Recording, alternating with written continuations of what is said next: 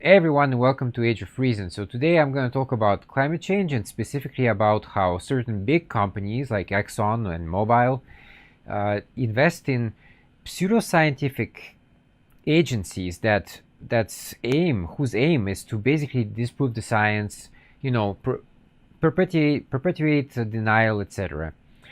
So today I'm going to specifically talk about ExxonMobil. They keep giving money to these agencies, and then these agencies basically confuse people. So you might think, well, that's not a huge problem, is it? Well, the problem is a lot of these people, normal people, average people, they don't know anything on the subject of climate change. And a lot of them actually, or a substantial, a very vocal minority, I should say, are thinking that it's a hoax, it is not happening, and all the science out there, it's just scientists enriching themselves.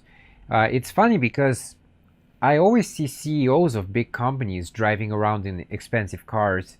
I very rarely, if any time actually, I see scientists, driving around in a Porsche or something. I'm sure it happens sometimes, but really that's not the point of science at all. It's not the point to get richer. It's just a way to understand the world. But I do accept that there is a certain gap, an education gap, between what the science tells you and what the average person knows. And the gap is stronger with conservatives. So I did a show a couple of, I don't know, months ago, a couple of years ago, where I showed this, that the people who lean towards, like Republicans, basically, they believe in climate change much less than Democrats. So that's a real thing, okay? We have to consider that. So here we have a picture. This is, some ExxonMobil dudes standing at the New York Stock Exchange. So, the stock exchange, we can talk about it all day long. For me, it should just be like illegal, because how is it fair that you, with your pathetic 100 shares of something, can compete with these people who own, millions of shares in certain companies? It's just not fair, and it's all speculation. I don't think people should be making money from speculation. So this is an article by Karen Savage, and she's basically saying that, yep, ExxonMobil gives money to certain companies or agencies who are actually renowned for denying climate science. And they've been spending a lot of time trying to do that, okay? This is not new. This goes back decades, actually.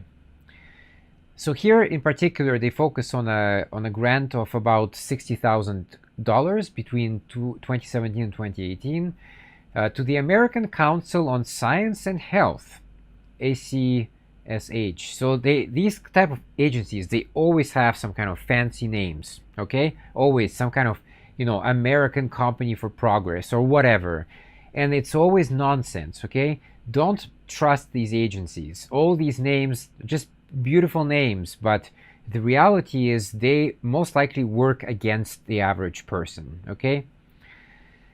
So here in particular, this company, they have people like Patrick J. Michaels, who worked then about 30 years on behalf of the fossil fuel industry, Fred Singer, who last year wrote an article for the Wall Street Journal, falsely claiming that sea level rise is not caused by climate change. I've had this argument on my page before, so I decided to look it up. In particular, what are they talking about? And this is the article that, they're talking about. The Wall Street Journal commentary grossly misleads readers about science on sea level rise. And this comes from climatefeedback.org. It's a great website. Please go there, because they take a lot of articles which are, published out there, and they actually say, well, is the science true here or not? And so if it's not, they give that article, as you can see here, a very, very low rating. So if you see that kind of rating, that means that it's bullshit, okay? And you can read their reasoning why it's bullshit. Okay, so this organization is a front group for libertarian billionaires. I also get into some discussions about libertarianism. So I understand why a multi-billionaire would be a libertarian. Basically, it's somebody who wants less government and more oversight from on their behalf, so they can control everything. But libertarianism also says that we don't want control. We want to be free and we want to make our own decisions, etc. But that doesn't work, because these billionaires, they do want control. In a way, they will become the new government. That's what I'm saying. It's all nonsense. It's a fantasy thinking. Fossil fuel companies and basically every other industry selling dangerous products. Okay, so here the important thing is that corporations fund non-profits. So think tanks and trade groups, many of which are dark money organizations that do not disclose their donors to the public to further their interests without directly being tied to the group's work. So of course, what happens today is that you have a company like ExxonMobil, okay, and they're at the top of the food chain. So what they do is they're not gonna give money directly to a political candidate, for example, or another big company. What they do is that they give their money to a sub company, and that sub company gives to a sub company, etc., etc., etc. So by the end of the road, it gets so difficult to figure out where the money came from. But if you trace it back, though, if you take your time and you go through all the loops, you do find that the money comes back to ExxonMobil. That's where it came from. But that happens all the time. This is not new. So what is the purpose here? Well, they're doing that to encourage denial and delay. So what these companies do is that they don't focus on the long term. They only focus on the short term. So tomorrow or next week. What is good for our investors? That's how they're thinking. They don't think about you, okay? They think about their investors and how a lot of these companies make a lot of money as well.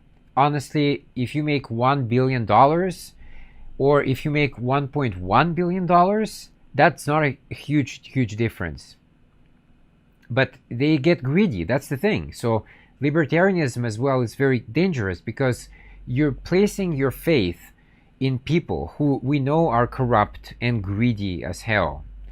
It's just not going to work. You need some oversight on these people, or otherwise it's completely out of control. Yeah, they do that. And then the key part here is that ExxonMobil continues to fund the ACSH despite the organization's position that climate change is a slow-moving threat whose consequences are in the medium to long-term future, not the near term. And that goes back to what I just explained. They only think about tomorrow, not about long-term. Okay, so there they talk about specific articles about the company. So the president of that company, Hanky, he critiqued the New York Attorney General's office for its investigation of ExxonMobil for possibly deceiving its investors on the risks of climate change. So I did a show about this. I talked about how these companies give a lot of money to disinformation. So this does not surprise me that the president of that organization critiques real science. And then, of course, and there's another one, some Al Gore article. Birzow said that in 2017, the world's biggest health problem is poverty, not climate change. So you see, they shift the problem somewhere else. They say, oh, well, the problem is not climate change. The problem is poverty. So you see these people living on Pacific Islands, their problem is poverty. It's not that the water is rising. That the water is rising doesn't matter at all. They're poor. That's the problem. But no, in reality, they're both interrelated. But they don't say that. These people will never admit that. Of course, if the level is rising and you're poor, you can't even do anything about it, because what? You don't have any infrastructure to, elevate your roads or whatever. I mean, a lot of these people, we're talking about tribal conditions. It's basically like, huts made out of wood, very close to the water. And in fact, these people rely often on the water to feed themselves, etc. Nowhere, this is a key point again, it goes back to what I said before. Nowhere on the ACSH website is ExxonMobil's funding acknowledged. Of course not. Of course they're not going to do that directly. It's all indirectly. They have, I don't know how many proxy companies they have, but a lot. And so they give money to them, and they kind of trickle down to what their objective is, but of course not directly, of course. It's grown more publicly untenable for companies themselves to publicly deny basic science. Well, that's true. That's certainly true. We live in an environment where finally people are starting to wake up to the problem a little bit. But I did a show before, and I said that the banks in the US, they actually lag behind other banks like in Canada or Europe when it comes to diversifying their portfolio. They're still very, very heavily invested in fossil fuels, whereas Europe is moving away towards other projects, green projects. And that's pretty much it. We'll go back to this initial picture. I just want to say that another thing about the stock market I want to say here is that I believe that if you want true action, you have to really, cut off the head of the snake. And how you do that is that you do it in many parts, of course, but you can subsidize green energy. You can do that. So take away the subsidies from fossil fuel companies. These guys do not need more money, okay? Like, I need more money. Please send me money. But these guys don't need more money. They're swimming in cash. And also, okay, so if their position is that, they think climate change is a hoax, etc., it's not real, then what you should do is you should delist these companies from the stock market. Remove them completely so that they cannot even speculate anymore. They cannot play with their own money. That's how you achieve real action.